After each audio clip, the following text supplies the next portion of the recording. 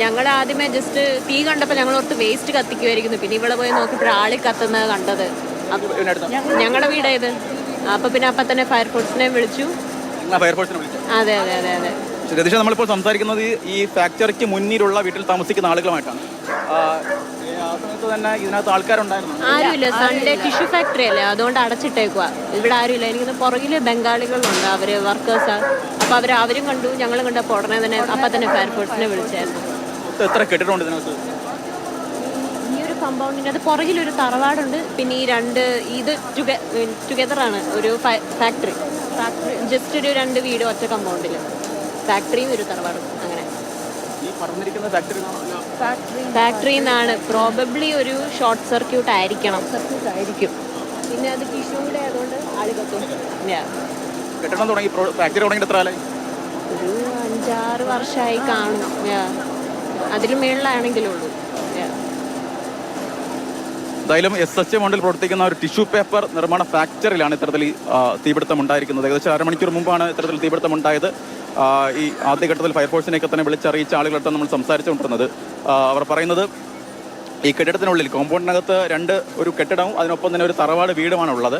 ഈ 2 കെട്ടിടത്തിനകത്തും ഇത്തരത്തിൽ പൂർണ്ണമായും കത്തിയ നിലയിലാണ് നമുക്ക് ഇവിടെ നോക്കുമ്പോൾ കാണാൻ കഴിയുന്നത്. അതിൽ ഒരു കെട്ടിടത്തിനകത്തേക്ക് കയറുന്നതിന് വേണ്ടിയുള്ള ശ്രമമാണ് ഇപ്പോൾ ഫയർഫോഴ്സിൻ്റെ ഭാഗത്ത് നിന്ന് നടക്കുന്നത്. ഗ്രില്ലിന് സമീപത്തുള്ള കെട്ടിടം അതിൻ്റെ ചുവര് പൊളിച്ച് അതിനകത്തേക്ക് കയറുന്നതിന് വേണ്ടിയുള്ള ശ്രമമാണ് ഫയർഫോഴ്സിൻ്റെ ഭാഗത്ത് നിന്ന് ഉണ്ടാകുന്നത്. 3 യൂണിറ്റ് ഫയർഫോഴ്സ് കോട്ടയത്ത് നിന്ന് ഇവിടേക്ക് എത്തിയിട്ടുണ്ട്. കൂടുതൽ ഫയർഫോഴ്സ് യൂണിറ്റുകൾ സ്ഥലത്തേക്ക് എത്തുന്നുമുണ്ട്. എന്തായാലും രക്ഷാപ്രവർത്തനം ഊർജ്ജമായി തന്നെ നടക്കുന്നു.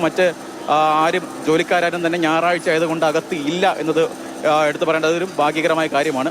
ഒരുപക്ഷെ മറ്റേതെങ്കിലും ദിവസമായിരുന്നെങ്കിൽ വലിയൊരു അപകടം ഉണ്ടായേനെ. പക്ഷേ ഞായറാഴ്ച ആയതിനാൽ തന്നെ മറ്റാരും ഇതിനകത്ത് ഇല്ല എന്നത് ഏറെ ആശ്വാസകരമായ കാര്യമാണ്. ടിഷ്യൂ പേപ്പറാണ്, അതിനാൽ തന്നെ സ്വാഭാവികമായും ആളി കത്തുന്നതിന് വേണ്ടിയുള്ള സാധ്യതയുണ്ട്. അതിനാൽ തന്നെയാണ് ഈ കെട്ടിടത്തിനകത്തുണ്ടായിരുന്ന ടിഷ്യൂ പേപ്പർ പൂർണ്ണമായും കത്തിയിട്ടുണ്ട്. ഇപ്പോഴും തീ അണയ്ക്കുന്നതിന് വേണ്ടി അതൊരു ഘട്ടത്തിലും തീ അണയ്ക്കുന്നതിന് വേണ്ടിയുള്ള തീ അണയ്ക്കാൻ ഇതുവരെയും കഴിഞ്ഞിട്ടില്ല. അകത്തേക്ക് കയറുന്നതിന് വേണ്ടി ഉള്ള ശ്രമങ്ങൾ ഫയർഫോഴ്സിൻ്റെ ഭാഗത്തു നിന്നൊക്കെ തന്നെ തുടരുകയും ചെയ്യുന്നുണ്ട്. ഇതിൻ്റെ ഓണറൊക്കെ ഇവിടെയുള്ള ഇവിടെയുള്ള ആൾക്കാരെ, പക്ഷെ അവരിപ്പോൾ പുറത്താണ്.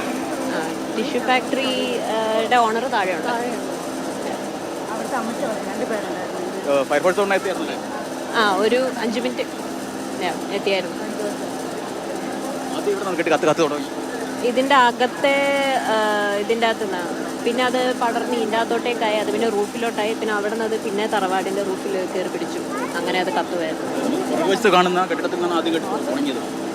അതെ അതെ അതെ, ഈ ബിൽഡിംഗ് തന്നെ. പക്ഷേ ഇതിൻ്റെ ഈ സെക്കൻഡ് പാർട്ടിൻ്റെ അകത്ത് മൊത്തം കത്തി. അതായത് കെട്ടിടത്തിനകത്ത് തന്നെ പല ഭാഗങ്ങളിലായിട്ടാണ് ഇത്തരത്തിൽ ടിഷ്യൂ പേപ്പർ സംഭരിച്ച് വെച്ചിരുന്നത്. ആ ഭാഗങ്ങളിലൊക്കെ തന്നെ പൂർണ്ണമായും ടിഷ്യൂ പേപ്പർ കത്തി അമർന്ന് കിടക്കുന്നത് നമുക്ക് കാണാൻ കഴിയുന്നുണ്ട്.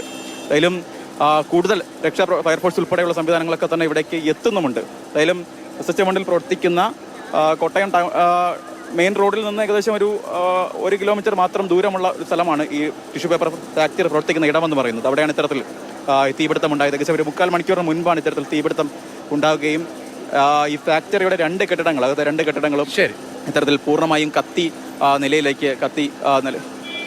ശരി, കോട്ടയത്താണ് സംഭവം ഉണ്ടായത്.